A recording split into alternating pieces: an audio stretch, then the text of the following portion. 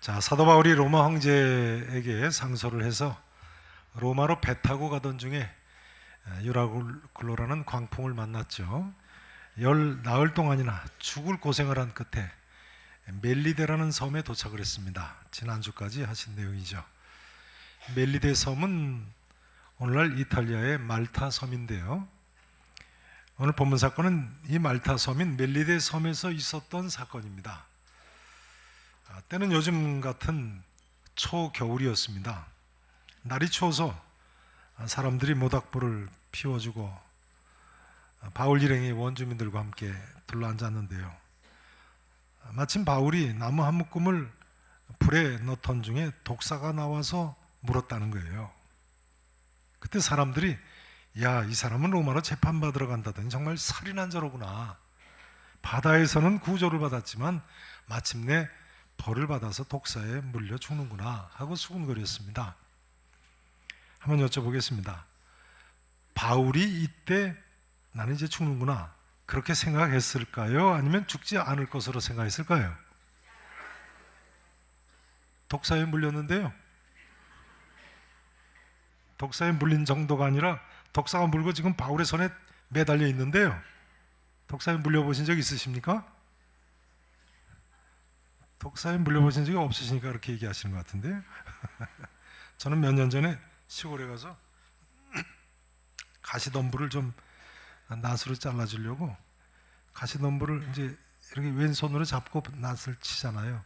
그 덤불 속에 손을 집어넣었어요. 근데 뭐가 콱 찌르는 거예요.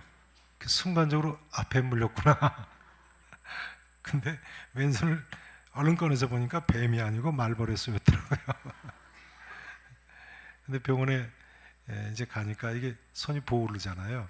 병원에 가니까 의사 선생님이 그러더라고요.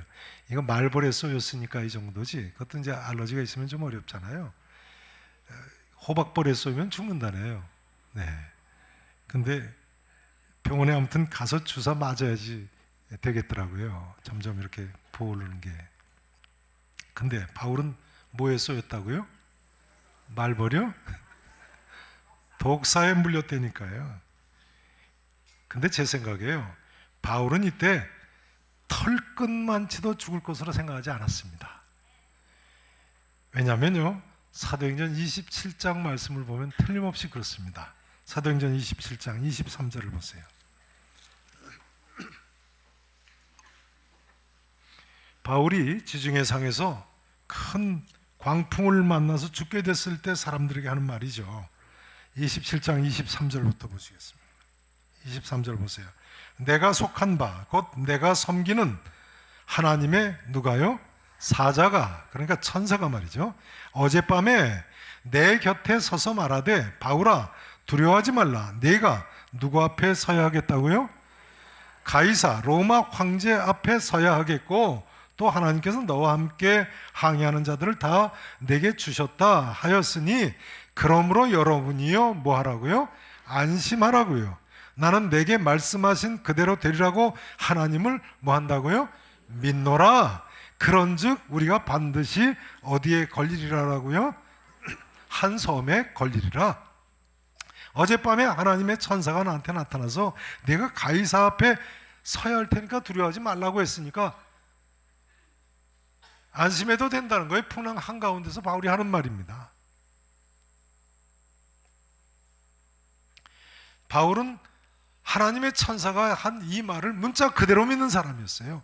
그러니 바울이 독사에 물려서 지금 죽게 됐다고 할지라도 절대로 자기가 죽을 것으로 생각했겠어요? 안 했겠어요? 제 생각에요. 바울은 이때 태연하게, 아주 태연하게 말이죠. 그 독사를 모닥불에 떨어버렸을 것입니다. 5절에 보시면 성경은 이 사실을 이렇게 기록하고 있습니다. 바울이 그 짐승을 불에 떨어버림에 조금도 상함이 없더라. 할렐루야. 상함이 있을 리가 있습니까? 그런데 애초에 예수님께서 마가복음 16장 18절에 보면 사도들에게 뭐라고 약속하셨습니까? 뱀을 집어올리면 무슨 독을 마실지라도 해를 받지 아니하며 병든 사람에게 손을 얹은 즉 나으리라 하셨거든요. 여러분 지금 예수님의 이 예언의 말씀이 사도 바울을 통해서 성취되는 것을 목격하고 계신 것입니다. 중요한 것은 이제 우리들이겠습니다. 근데 생각해 보면 우리도 하나님께 약속을 받은 사람들 아닙니까? 우리는 어떤 약속을 받았습니까? 뱀을 집어 올릴 것이라는 약속을 받았는가요? 그건 아니죠. 믿기만 하면 구원받는다는 약속을 받은 사람들입니다. 자신이 죄인임을 인정하고 예수님을 구세주로 믿기만 하면 구원받는 줄로 믿으셔야 됩니다. 하나님이 그렇게 약속하셨는데, 하나님께서 이런 약속도 하셨습니다. 볼지어다 내가 세상 끝날까지 너희와 항상 함께 있으리라. 믿으십니까? 그러시다면 지금 이 시간도 부활하신 예수님께서 영으로 나와 함께 하시는 줄로 믿으셔야죠. 내가 무슨 인생의 풍랑을 만났다고 할지라도 나의 일평생 그 주님께서 나와 항상 함께 하실 줄로 믿으셔야죠. 죄송합니다. 적합한 예화라서 저희 딸 이야기를 좀 꺼내야 되겠습니다. 저희 작은 딸이 초등학교 1학년 때 제 엄마한테 이러더라고요. 제가 옆에서 들었어요. 아마 아담과 하와가 죄를 지어서 오늘날 우리가 죄인이 되고 죄 때문에 우리가 죽게 됐다는 이야기를 교회 학교에서 배운 모양입니다. 저희 딸이 엄마한테 뭐라고 그러냐면요, 엄마, 나는 아담 하와 때문에 정말 미치겠어. 아니 왜 하나님이 먹지 말라고 하신 선악과는 따먹어서 나를 이렇게 고생시키시는 거야? 이렇게 고생시키냐고. 근데 사실은 사실이죠. 그러나 여러분, 이 사실을 믿는 사람이라면요, 하나님의 이 말씀도 또한 믿으셔야 됩니다. 이 말씀입니다. 너희는 마음에 근심하지 말라. 하나님을 믿으니 또 나를 믿으라. 내 아버지 집에 거할 것이 많도다. 그렇지 아니하면 너희에게 일렀으리라. 내가 너희를 위하여 처소를 예비하러 가노니 가서 너희를 위하여 처소를 예비하면 내가 다시 와서 너희를 내게로 영접하여 나 있는 곳에 너희도 있게 하리라 하는 말씀입니다. 그러니 우리에게 있어서 이제는 아담의 죄가 더 이상 문제가 안 되는 것입니다. 그렇지 않습니까? 우리가 믿음이 부족해서 문제인 거죠. 그러니까 내가 미치겠다, 뭐 죽겠다, 못 살겠다 그런 소리 하실 필요 없어요. 이 두 가지 진리를 동시에 믿는 사도 바울은요, 로마서 5장 19절에서 이렇게 이야기합니다. 한 사람이 순종하지 아니함으로 많은 사람이 죄인이 된 것 같이 한 사람이 순종하심으로 많은 사람이 의인이 되리라. 여기 순종하지 아니한 한 사람은 아담이고 순종한 한 사람은 예수 그리스도이시죠. 여러분, 우리는 서로 아담의 죄로 인한 죽음이 왔다고 해도요, 예수 그리스도를 통한 구원을 동시에 믿어야 되는 것입니다. 예수님을 믿기만 하면 구원받을 줄로 믿으셔야 됩니다. 마치 이를테면요, 사도 바울이 지금 독사가 자기 손을 물고 늘어져 있다고 할지라도 하나님의 약속이 있기 때문에 죽지 않을 줄로 믿듯이 말이죠. 그러니까 이것이 바울의 믿음일 뿐만 아니라 우리 모두의 믿음이어야 되는 것입니다. 바울은 지금 독사가 그 손을 물고 늘어져 있는 상태에서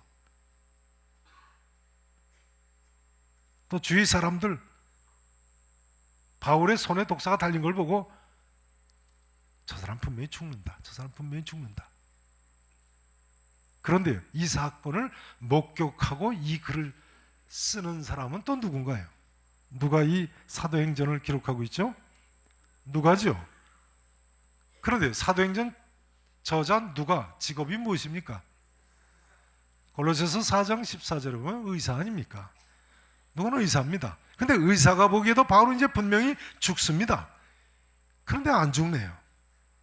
그러기에 기독교가 이야기하는 내용은 복음, 기쁜 소식인 것입니다. 성도는요, 서로 죽음이 우리에게 임한다고 할지라도 나는 죽지 않는다 하는 믿음이 있어야 돼요. 그것이 하나님의 약속의 말씀이거든요. 그럼 성도에게 있어서 죽음이 아니고 뭡니까? 그건 자는 것입니다. 자는 거예요. 그러기에 사도 바울은 데살로니가전서 1장 4장 13절에서 이렇게 이야기합니다. 형제들아, 자는 자들에 관하여는 너희가 알지 못함을 우리가 원하지 아니하노라. 여기 자는 자는 죽은 자를 가리키죠. 예수님께서도 죽은 나사로를 가리켜서 제자들에게 우리 친구 나사로가 잠들었도다 하셨습니다.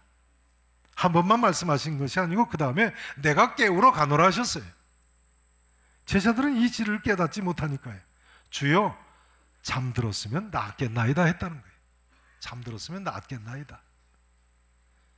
예수님께서는 회당장 야이로의 죽은 딸에게도 달리 다금하셨습니다.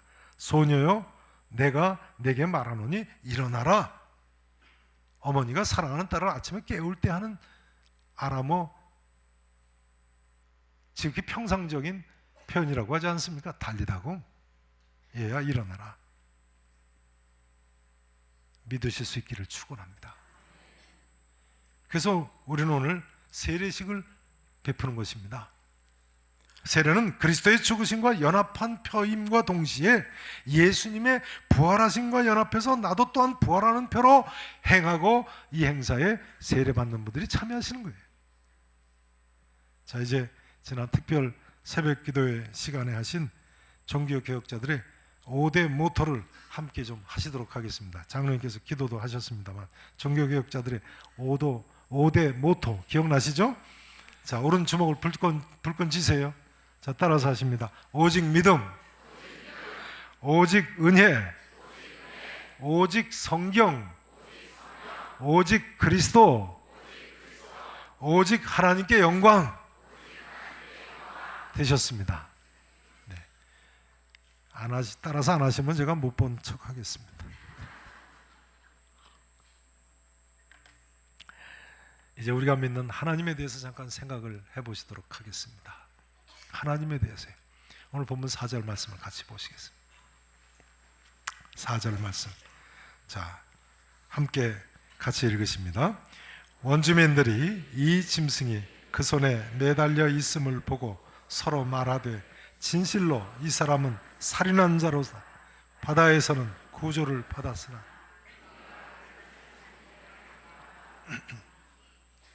이때 멜리데의 섬 사람들이 바울을 보고 뭐라고 했다고요? 진실로 이 사람은 살인한 자로다. 왜 그렇게 생각했습니까? 바다에서는 구조를 받았으나 뭐가 그를 살지 못하게 한다고요? 공의가. 그러니까 세상 사람들도 공의를 이야기하는군요. 그렇죠? 공의 이야기하지요. 근데 생각해 보면요, 하나님이 존재하지 않는다면 이 공의가 어디에서 온 공의입니까? 우연히 존재하는 공의입니까? 아니면 사람들이 나름대로 정한 공의입니까? 세상 사람들은요, 공의를 논할 때 철저하게 인과응보를 믿습니다. 그렇죠? 인과응보, 죄 지면 벌 받는다고 생각하는 거죠. 한 걸음 더 나가서 고난이 임한 것 보고는 틀림없이 저 사람 벌 받은 거다, 그렇게 생각합니다. 그런 생각해 보세요. 하나님이 존재하지 않으신다면요, 어떻게 우리에게 벌이 임합니까? 누가 벌을 줍니까? 말이 안 되는 이야기인 거죠. 말이 안 되는 이야기인 거죠. 누가 그런 룰을 만들었습니까? 죄 지으면 우연히 벌 받습니까? 그럴 리가 있습니까? 하나님이 존재하지 않으신다면요, 그러니까 인과응보란 존재할 수 없는 것입니다. 그러나 성도 여러분 아시죠? 하나님이 살아계시고 공의로 따지자면 죄 지은 모든 인간들은 죽는 것이 공의입니다. 더 중요한 사실은요, 하나님의 공의는 예수 그리스도를 믿기만 하면 이제는 죄 사함 받고 그러므로 구원해 주시는 것이 또한 하나님의 공의인 것입니다. 여러분, 우리는 정말 공의의 하나님을 믿어야 됩니다. 그럴 때 무슨 일을 만나도 쉽게 낙심하지 않고요, 오히려 더 억울한 고난이 있다고 해도 더 기도하고 더 인내하고 더 이겨낼 수가 있는 것입니다. 그러므로 시편 94편 저자는요, 여호와여 복수하시는 하나님이요, 복수하시는 하나님이요, 빛을 비추소서 하면서요, 귀를 지으시니가 듣지 아니하시랴, 눈을 만드시니가 보지 아니하시랴 했어요. 한번 따라서 하실까요? 귀를 지으시니가 듣지 아니하시랴, 눈을 만드시니가 보지 아니하시랴. 믿으십니까? 공의의 하나님을 이야기하는 거예요. 사도 바울은요, 이 하나님의 공의를 데살로니가 후서 1장 6절 7절에서 이렇게 가르치고 있습니다. 너희로 환난을 받게 하는 자들에게, 여기 너희는 예수 믿는 사람들을 가리킵니다. 예수 믿는 사람들로 환난을 받게 하는 자들, 핍박하는 자들이죠. 그들에게는 환난으로 갚으시고 환난을 받는 너희에게는 우리와 함께, 사도들과 함께 말이죠, 안식으로 갚으시는 것이 하나님의 공의이시니라 했어요. 그러므로 베드로전서 2장 19절에서 사도 베드로는요, 성도는, 잘 들어보세요, 성도는요 부당하게 고난을 받아도 하나님을 생각함으로 슬픔을 참을 수 있다고 했어요. 부당하게 고난을 받아도 하나님을 생각함으로, 누구를 생각함으로요?